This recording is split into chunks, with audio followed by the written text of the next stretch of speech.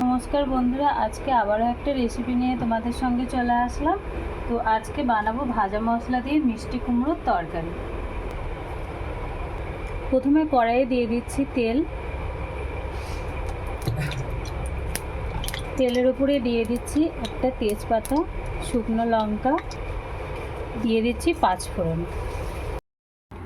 এবার দিয়ে দিচ্ছি ছোলা, আলু আর মিষ্টি কুমড়ো।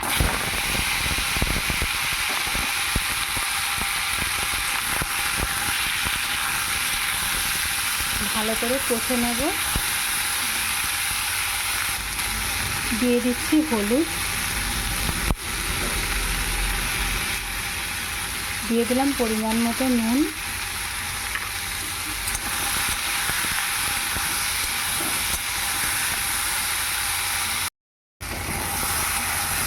ভালো করে কষে নেওয়া হয়ে গেল। এবার পরিমাণ মতো জল দিয়ে ঢাকা দিয়ে দেবো।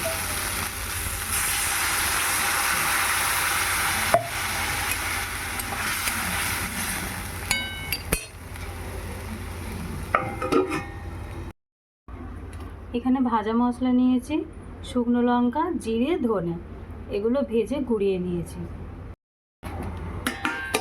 এবার ঢাকাটা খুলে দেব।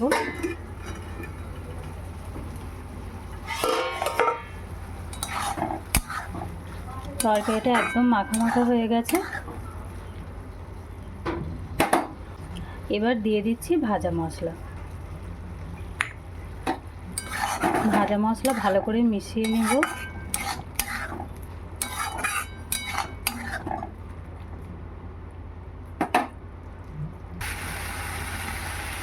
এবার দিয়ে দিচ্ছি একটু ঘি।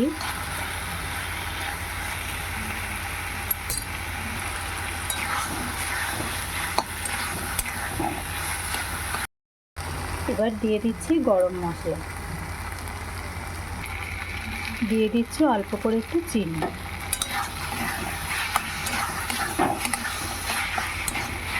ভালো করে মিশিয়ে নিলাম। তৈরি হয়ে গেল ভাজা মশলা দিয়ে মিষ্টি কুমড়োর তরকারি।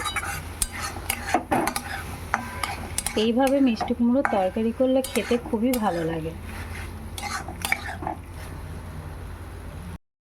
তৈরি হয়ে গেল মিষ্টি কুমড়োর তরকারি ভাজা মশলা দিয়ে। তো বন্ধুরা, আজকে এ পর্যন্ত। পরের দিন আবারও আসবো আবার একটা রেসিপি নিয়ে। সুস্থ থাকো, ভালো থাকো।